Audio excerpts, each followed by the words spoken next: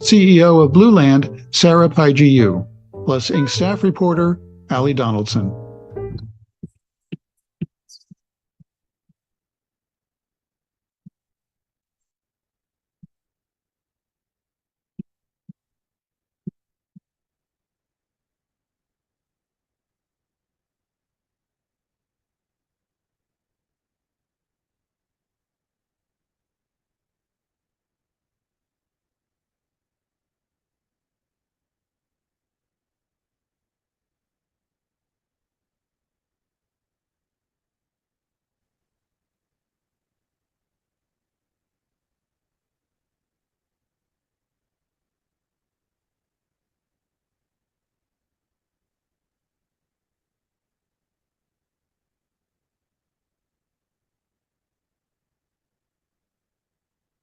All right, as folks are sitting down and trickling back in, I'm Ali Donaldson. I'm a staff reporter here at Inc., and we have three incredible panelists for us here to talk about challenger brands, companies punching above their weight to win.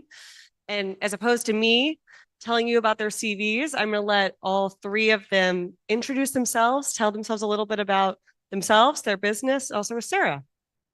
Amazing. Hi, everyone. I am Sarah Paiji. I'm co-founder and CEO of Blueland. And at Blueland, we are on a mission to eliminate single-use plastic packaging, starting with cleaning products. The idea for Blueland was born when I became a new mom, and I discovered that the drinking water I was using to mix with my baby son's formula was riddled with microplastics. And so 70 patents later, the first set of products that we launched were spray cleaners and hand soap. So products that are typically up to 90% water and come in a new plastic bottle each time. And so the big idea was to create tablets, dry tablets that provided just what you needed. And encourage people to refill their own bottles or one of our forever bottles with tap water that they have at home. And because the tablets are dry, we could package them in a compostable paper instead of single-use plastic. Since then, we've launched into a range of other products like laundry detergent and dishwasher detergent, tablets, which I'm especially proud of because these are replacing pods, which are many consumers don't realize are actually wrapped in a thin piece of plastic. And yeah, we started our journey. I was very resolute about being direct to consumer, sold online for our first 3 years because I recognized that what we were trying to do were brand new formats for the industry and brand new behaviors for the consumer. But that we launched about 6 years ago. And since then, we have now launched into retail. So really excited to share that we're now in a range of retailers from Whole Foods to Costco to as of yesterday, we just started selling in Target. Well, I'm a consumer of Blueland and big fan. My name is Baba Rivera, and I am the founder and CEO of Ceremonia, and we are a clean hair wellness brand that is very proudly rooted in my Latin heritage.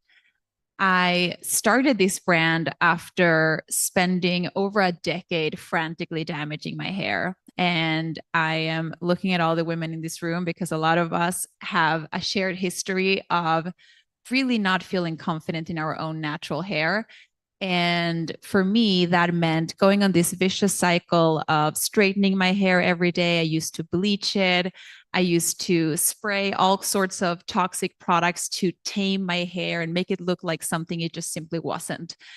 And the result of that was that my hair ended up completely fried. It was so burnt and so frizzy and would just break by itself. And this is when I started researching how to sort of like restore my natural healthy hair that I had as a child. I wasn't born with damaged hair. Like, what happened? And I realized how the hair industry was really not designed to keep your hair healthy. It was this perfect cycle of making sure you keep your hair damaged so you come back for more. And one of the most sneakiest ingredients that I have the biggest beef with in the beauty industry, in particular in the hair category, is silicones. even clean beauty products are packed with silicones, which is basically like a microplastic that creates a coat on your hair to give the illusion of shine. But the only thing that it's doing is that it's actually suffocating your hair and preventing it from actually obtaining moisture and other nutrition from maybe other good products you're using. So this set me on the journey of making peace with my natural beauty, embarking on a hair wellness journey. And I realized I actually had the answers for how to solve this problem all along as the daughter of a Chilean hairdresser. So Ceremonia is really a full circle moment for me of embracing my heritage, my culture, my beauty, and bottling it up into a modern brand that is global. And in the US, we have a nationwide partnership with Sephora, as well as Credo, which is sort of like the clean beauty authority, as well as direct to consumer. That's great. Justin Rosenberg, I have no hair. And if I had your product, maybe I was would. going to ask if you're a consumer. I wish you had your product back in the day in the 90s and maybe still have a head of hair. Founder, CEO, company called Honeygrow, based here in Philadelphia. Some fans. Thank you, Honeygrow fans. We're a freshly made to order stir fry salad company, mostly stir fry. 58 locations at this point, based here in Philly, but we're now as north as Boston, South, Northern Virginia, DC Metro. We just opened our third Ohio location on Friday, which is doing great. Started the company here in Philadelphia, 2012, had no clue what I was doing. Ran a restaurant, worked, opened the second one in Bala Cynwyd, and we won Best of Philly in 2013. And then raised a bunch of money, grew too quick, had to stop growth before we went out of business. And then we were able to, fortunately, we have an awesome team, 2019, 2020 turn it around and opened 35 locations since 2020. So not much else to talk about. I'm sure you have a bunch of questions, and thank you for having me. Thank you all for being here. And as you all heard, we have 3 fast-growing consumer businesses. I'm just curious, show of hands, who here runs a consumer-facing business? You? And so I kind of want to start by going back to the earliest days. How did you all think about getting your brand's name out there? Where did that first batch of customers come from? And Sarah, if you want to start.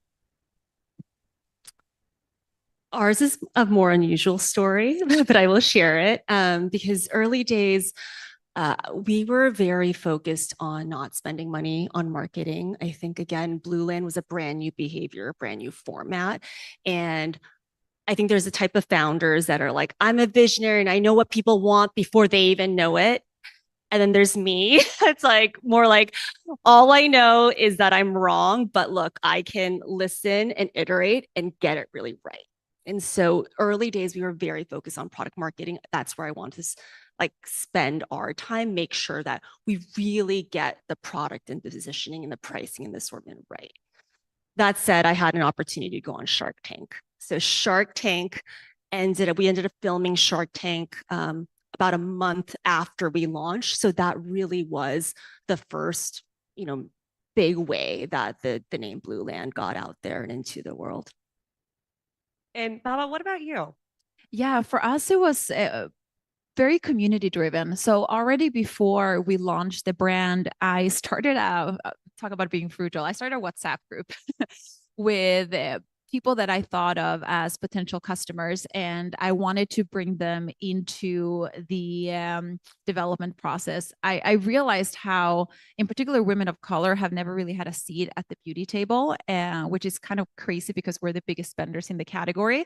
So I wanted to flip that script from within the company. So one of my first hires was a chemist, and my first sort of marketing spend was just building this community of people that initially lived on WhatsApp and then moved into little dinner table series in my Brooklyn apartment. And I remember the first one, I think we had 10 people. And then for the next one, we had 25. Somehow everyone brought a friend, and then you do the math, it just kept growing. And then we hit the max people you can have on a WhatsApp group. And we had to be more, professional and move over to an actual community platform. So yeah, community was really the DNA for us from day one, and continues to be. It's just, looks a little different now that we are a bigger brand, but it's still a big part of our DNA in marketing. And Justin, I'm curious too, if you could talk a little bit about that community aspect, especially for you when you're picking those first locations. How important was that in thinking about where I want to start this business? Yeah. The first location was here in Center City, Philadelphia, 16th Street between Sansom and Chestnut. It was honestly what was available. And my thesis at the time was, I think the customer is city and this age demographic, et cetera, and that space became available. Center City is a tough place to get real estate at a decent rent. So it's really more fortuitous than anything else. To get the word out, the name honeygrow is a play on words with honest seeding growing local. A lot of people don't know that. It's an amalgam that smashed two things together. Honest seeding, we're making everything freshly made to order, unlike a lot of other concepts that's more assembly line. We're cooking your food, fresh made to order, freshly made noodle. You pick what you want, we put it in the wok, we cook it for you. The growing local, when I did the business plan originally, I thought I could buy all local, which is virtually totally impossible. I cannot buy avocados and bananas from Jersey. So I found that out. So that's where the local component came in. But as we grew, one of the key things that we do is integrate ourselves in the communities. So that's the growing local aspect of it. We do a ton of fundraisers. It's one of the key things that we do. You really, when you go to a market, you really want to be a part of the community in a very genuine way. People are smart. They're gonna, if we're just here to make money and screw you, like no one's gonna want to be a part of our ecosystem. So we are very much so integrating ourselves in the communities from, I don't know, 5Ks to whatever fundraiser to working with local PTAs, schools, leagues, et cetera. We genuinely want to be a part of the community. Otherwise, this long-term, whatever concept it is, it's just not going to work. And all three of you are in very crowded categories. And when we think about these consumer choices, where I want to go to lunch, what shampoo I want to buy, my cleaning products, those are very routine oriented decisions. Those habits are really sticky. How did you all think about communicating to the consumer to have them say, okay, I'm going to take a chance on this new brand? I'm happy to jump in here because we actually went about it quite interestingly. So a lot of our investors, they read all the reports and they're, numbers people, and they're like, you should definitely launch with a routine, shampoo and conditioner. That's where the money is. And I was like, if I think of myself as a customer, like I already have a shampoo and conditioner, whether I love it or not, like there's no one here that doesn't own a shampoo, right? Like, so I thought to myself, instead of asking people to basically change something they're already doing, how can I enter the market more from like the side? Like, is there something I can introduce that will be a value add that doesn't require them to completely change their routine? And ideally a product that can be highly differentiated that will yield trust. And then we can start getting them onboarded on a daily regimen. So our first product was actually a scalp oil. It was a scalp remedy oil called Aceite de Mosca. Talk about a mouthful. It is still one of our #1 bestsellers because it really stood out. This was during the time that no one was talking about scalp care, and most people still to this day don't have a scalp routine. But the reality is that if you want to transform your hair, it really has to begin with a really good scalp routine. So for us, that was like the perfect entry point into the market.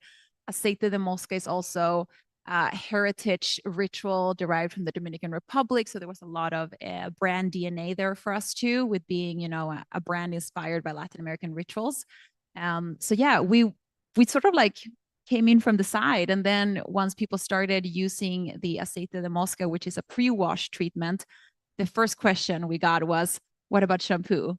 Now that I'm doing this, clean hair wellness routine, our customers wanted to also wash their hair with something that was silicone and sulfate free. So that became our follow-up launch. Kind of pulled them in.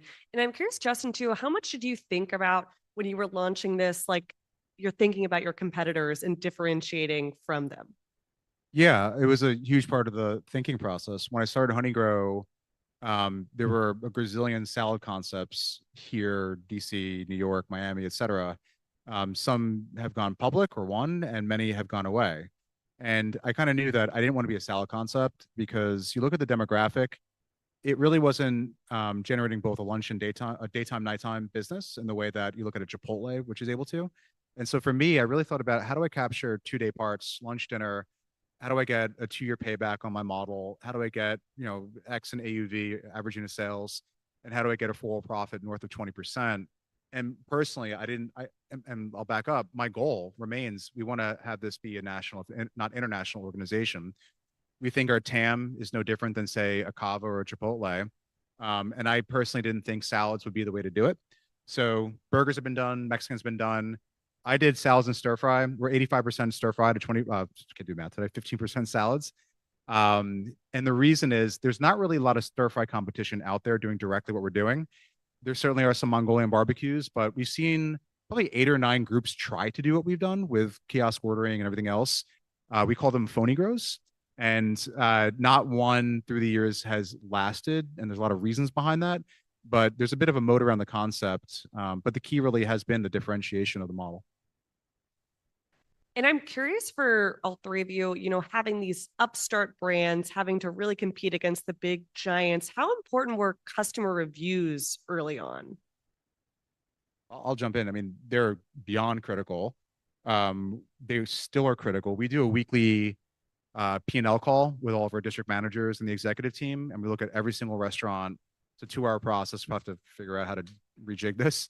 But one of the things we talk about are customer reviews. Every morning, I wake up, I look at 2 things. I get an email early for sales comp, and I get customer reviews aggregated in a program. And I'm looking at Google, Yelp, whatever. It is so critical. People optically are going to get a first impression of your brand. And we don't bat 1,000, but then it's like, okay, well, what do we do to get better? And how do we actually proactively get those reviews? Oftentimes people won't necessarily give you a good review. They'll be like, oh, this thing sucks. You guys, honeygrow driver was smoking a cigarette on my porch. That was DoorDash, but but then we get a bad review. So proactively getting after it, so you can have optically that, I think it's going to lead to more sales. More importantly, having a team that could execute to your standards and exceed them is what's key.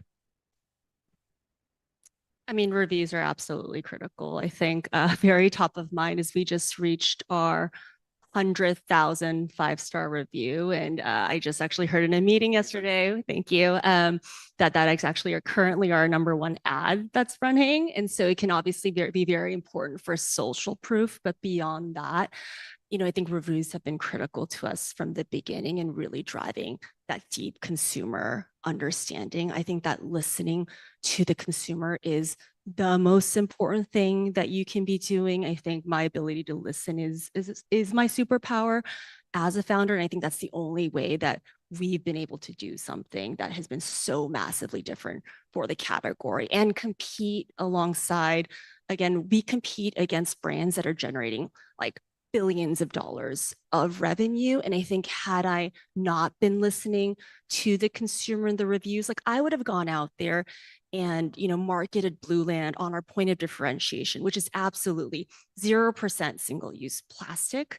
And that would have been a miss, unfortunately, because as much as I was living that lifestyle, when I started Blueland, I was 0 waste. I did cloth diapers for both kids. I was making my own toothpaste tablets. But that's not most all people. And I think if you want to build, yes, and if you want to build a business of scale, and if you really want to maximize the impact that you can have, you need to be able to reach as many people as you can. And through that listening, that's how I was able to learn that, for most all people, it's not being sort of pristinely sustainable. It's that they felt that most sustainable cleaning products out there were trade-offs, that it was like less efficacious, right? And it was more expensive and it was more work. And that's when like very early on, I was like, duh, efficacy is important. Like cleaning is not a hobby. It's a job to be done. We need to build the most efficacious cleaning products out there if we're going to get everyone to adopt these products. And so those are the types of things that we are sort of ruthlessly focused on. Efficacy, for example, we test all of our products, third-party independent labs make all those results available on our website because we are so proud of how well our products work. And we do not launch a product unless we can show that not only do we compete against natural competitors, but against the conventional ones. And price point, that's another one. Sometimes people are like, why did it take you 4 years to launch something? And it's like, I don't want to further this bad reputation of sustainable products. I want to be price parity with ideally the conventional brands because that's how you really get day one. sulfate-free shampoos historically have been kind of a not super exciting experience in the shower. They don't lather, which is kind of like a bummer. You're like, is this thing working? So for us, it was really important that we needed to mimic the same experience that people know and love from their conventional beauty products, but they're cleaner and more sustainable. And the reality is that consumers, they want to be sustainable and clean, but not at all cost. Like to your point, not everyone is, on that life mission as much as we all wish they were. So yeah, consumer reviews is super important. And then once you have the product to deliver on that, I think it's really important to get that message out there to customers through customers. And that's also where creators and influencers come into play, where they can really show how it looks and works in their own homes, or in my case, in their own hair. In all three of you, in your categories, you're competing against multi-billion-dollar public companies, multinational companies.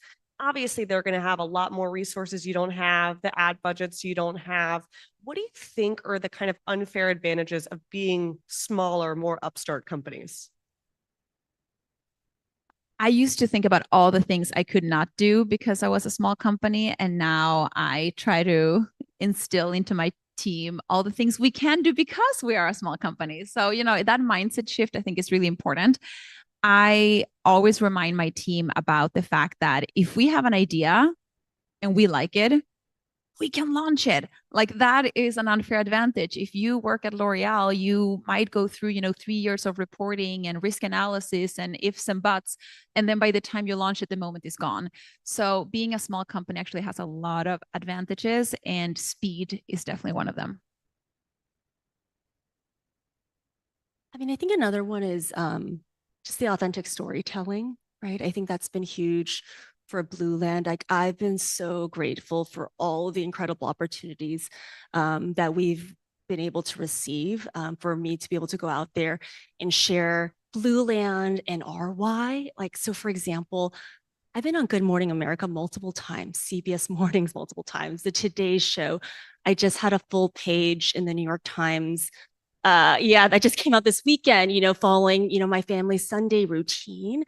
And like, that's something that a P&G or a Clorox, like who's going to be out there? Like, who's the person that's going to be out there talking about like why they just launched a sustainable offshoot to some, major brand? And I think, and it's a huge advantage. So I think we always tell ourselves like, it's an advantage to be small. You're only small once, really embrace it. But yeah, absolutely. I think our journey is testament to all the advantages that come with being small. Yeah. If anyone ever read Walter Isaacson's Steve Jobs biography, one of my favorites, and it's interesting back when I'm like, oh, Steve Jobs, like, not necessarily the greatest human, but really just phenomenal innovator, obviously, and someone I'm deeply fascinated by. It talked about when they were developing the Macintosh, how they were like the pirates in a separate area of the campus or their office, and IBM was like the bad guys, right? But they were the pirates. And I think there's something really special about being the underdog and really saying like, we could be more flexible, we could move faster. And I love being an underdog. Anyone here Rocky IV fans? Like when Rocky fought Drago? We're in Philly, so I gotta mention Rocky, right? But like, it's kind of like we like being Rocky to fight Drago, and we're gonna train harder, nastier, meaner to get after it. And that's a grittiness that I had a conversation with someone today who's a CMO for a rather large company. And she was saying that she misses that scrappiness that is part of it. And she saw the transition of that scrappiness to not being scrappy with big ad budgets and national campaigns. And as we grow, it's something I think about often. It's like, how do we maintain that grit, that like nastiness that really kind of makes us like exciting and excited? Because obviously once you get complacent, you die. And I'm curious too, Sarah touched on this a little bit, especially for Baba and Justin, how you think about leveraging your personal platform as a founder for your business, and then how you find that balance. Because one thing I hear now from a lot of founders is it can feel a little exhausting, the pressure to feel like I need to be on LinkedIn, I need to have a podcast, I need a Substack. Where do you all draw that line? I don't care. You're lucky I'm even here. Nah, I'm not because I'm important, it's just like I'm here, there, and nowhere. I might be different than you guys. I like being very under the radar. I don't have a public Instagram. I don't go on LinkedIn often. I want the business to speak for itself. I want the team to be the reason why this thing's successful. If I got hit by a bus tomorrow, I want the company to thrive without me. And I think that as a leader, my job is to build more leaders and to make sure that people in the company are flourishing. And if it's all about me, then I'm failing at this phase, as I do think there's a transition period and a need for founders. And I think that some founders should evolve to CEO and can, and some founders cannot. And so part of my growth has been that I've been through periods of honeygrow where we thought we were going to go bankrupt, and it was pretty scary. And I had to put my CEO hat, or find a CEO hat, and become one. And it was a tough transition, which isn't for everyone. But my personal style is I like to be under the radar and big with my family, and I like to train jujitsu and surf and play guitar. So I want the brand to speak for itself. And yeah, that's it. Yeah, I mean, I lean into a lot of like the founder advantages that you can get if you have a public persona, but I always say that that's definitely not a must. And I get asked a lot, like, how do you build a personal brand? And do I need to do X, Y, and Z? And the reality is you don't need to do anything. Like, you just need to lean into your own unfair advantages. And if being, a public figure is not your jam, then that's certainly not where you should be spending your time, right? So, but I think for me, there is so much mission behind what I'm doing. And I think that one of our unfair advantages is that I am not going to rest until we have created the best hair care brand in the world. And that is something that is really hard to hire for. Like, I can't think of someone that would take a job on a startup salary and just be relentlessly obsessed with a mission the same way a founder can be. And I think that's why I personally shop mostly founder-led businesses, and, down to like the clothes I wear, the beauty I consume, because generally when you have an obsessed founder behind the brand, they just make really good products because they care so much. And as someone that covers consumer companies day in and day out, one of the biggest challenges right now is tariffs. A lot of folks are worried about higher input prices, even shortages. I'm just curious from the audience, who's feeling the pinch of tariffs already? And so I'm curious for all three of you, what are you feeling on the impact from tariffs so far, and how are you navigating that? Are you finding different domestic suppliers? And Sarah, if you want to start, maybe. Yeah. So I think absolutely we're feeling the pinch from tariffs. I think we are still admittedly trying to figure out like if this is ultimately where steady state is. For context for the group, we do manufacture all of our cleaning products and formulas here in the US. So tablets, powders are all done here. That said, through ingredients, we do have exposure to places that we didn't expect there to still potentially be tariffs, like so Israel, Italy, parts of Scandinavia, and then as well some of our vessels. So some of like our glass bottles, our metal tins, we do source out of China. That said, I think, internally we are getting sort of leadership team wide, we're getting the weekly tariff updates, but it's really hard to do a lot of work in terms of like, are we looking for alternative places to source these products? That work actually had been underway for 4+ years.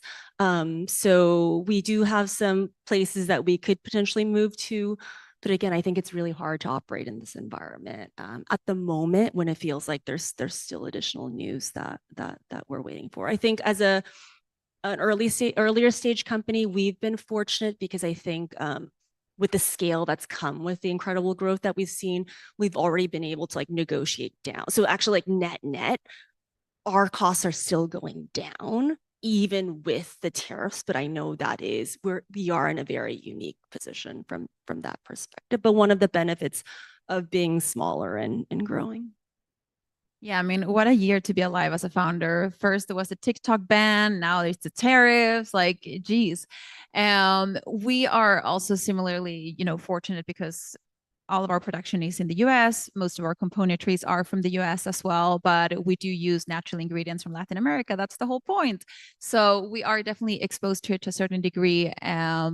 We are holding off on any price increases to see, where this lands. I feel like we are getting new information every week. So yeah, right now, just like taking it all in and doing analysis on what this will mean for future replan orders. What about you, Justin? Am I still going to get bananas on my honey bar? You got 5 seconds left in this panel. I don't know. Can I answer the question? Quick. All right, I'll be quick. So we've Liberation Day. So we've not seen the impact yet. I think that we all will. I can say that consumer products, I'll speak to what I'm seeing now at least. I don't know if there's necessarily a drop in consumer demand. For me to say that sales are down for whatever reason would be conjecture relative to tariffs.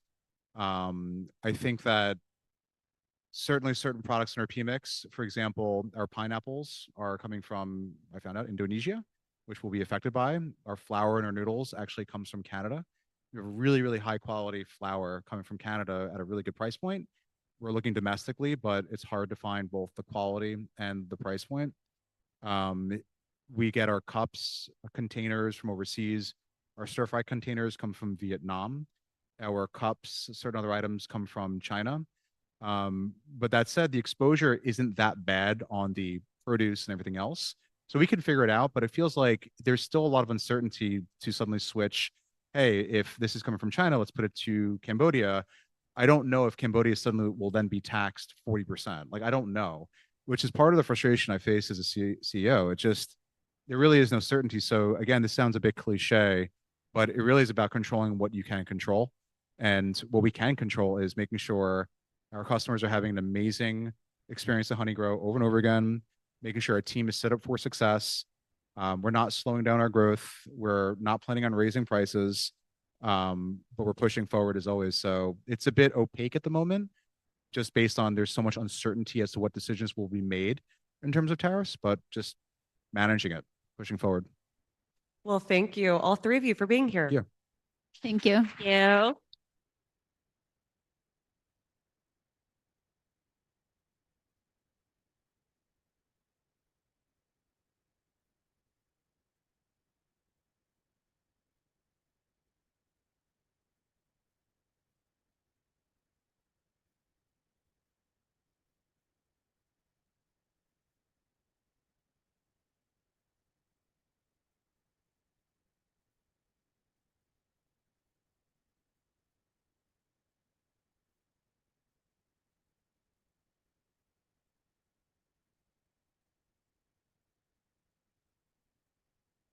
Please welcome to the stage co-founder and CEO of Rec Philly, Dave Silver, frontman and songwriter of Mount Joy, Matt Quinn, and Inc.'s editorial director, Bonnie Ghosh.